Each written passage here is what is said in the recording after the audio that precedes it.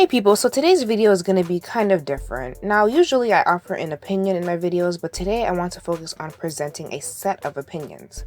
So, as you all know, the N-word has sparked a lot of debate over the years. The main point of contention is over who can say the N-word and who cannot.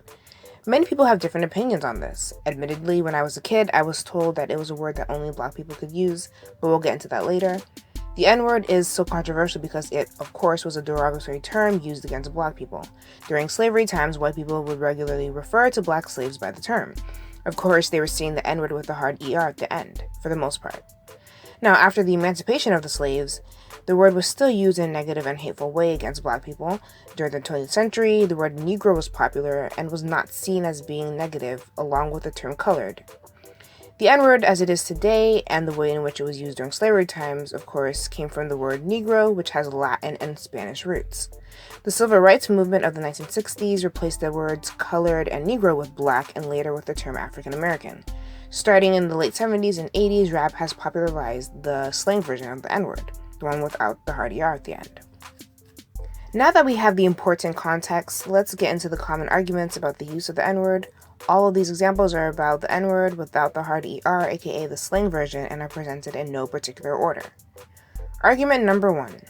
Now, as I mentioned earlier, I grew up hearing that only black people could say the N-word because of the dark history of how the word was used against black people. Those in favor of this argument often state that the term is not positive and even a term of endearment. For example, if a guy helps his friend out, his friend might say something like "my" with a happy tone of voice. Those in favor of this argument also say that the negative connotation associated with the word only comes into play when non-black people say it. Argument number 2. Another argument is that people of color should be able to use the word.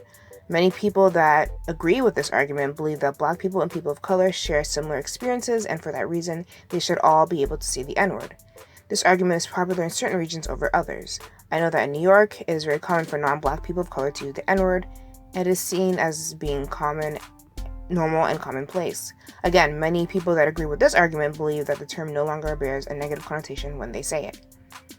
Argument number 3. A third argument that I hear is that anyone should be able to say the N-word. This, of course, includes all people of color and white people. Proponents of this argument tend to cite the First Amendment, aka the fact that we have freedom of speech, or they state that the N-word no longer has a negative/racial connotation to it, especially since slavery happened so long ago. Others that believe in this argument may also state that they just want to use the N-word because it's popular to do so / it's hip, so why not?